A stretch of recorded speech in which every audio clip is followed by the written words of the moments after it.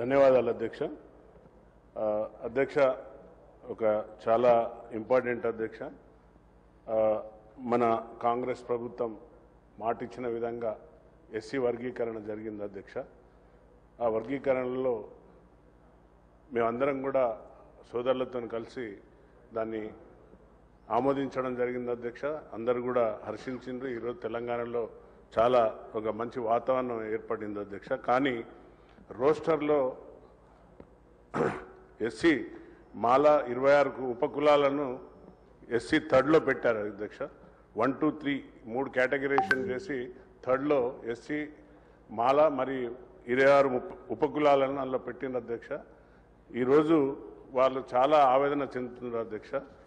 వారు ప్రతి ఎమ్మెల్యే గారి దగ్గరికి, ప్రతి మినిస్టర్ గారి దగ్గరికి పోయి రిప్రజెంటేషన్స్ ఇస్తున్నారు. గౌరవ ముఖ్యమంత్రి గారిని కూడా కలవడం జరిగింది అధ్యక్ష. పెద్దలు బట్టి గారు, మరి ఉప ముఖ్యమంత్రి గారు, అలాగే శ్రీధర్ బాబు సార్ కూడా ఇక్కడనే ఉన్నారు అధ్యక్ష.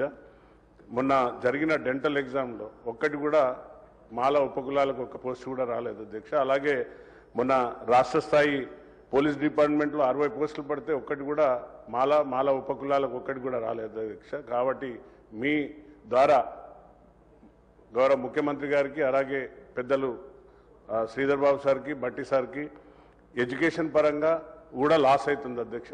పీజీలో కానీ, ఎంబీఏ కానీ, ఎంసీఏ కానీ, ఎల్ఎల్బి, బీఈడి, ఎంఈడి, పిహెచ్డి, ఎంబీబీఎస్లో చాలా మేజర్ లాస్ అవుతుంది అధ్యక్ష. కాబట్టి దయచేసి మరొకసారి రివైజ్ చేసి వారికి న్యాయం చేయాలని మీ ద్వారా ముఖ్యమంత్రి గారిని, అలాగే దామన్నను కూడా కోరుకుంటున్నాను అధ్యక్ష. Thank you.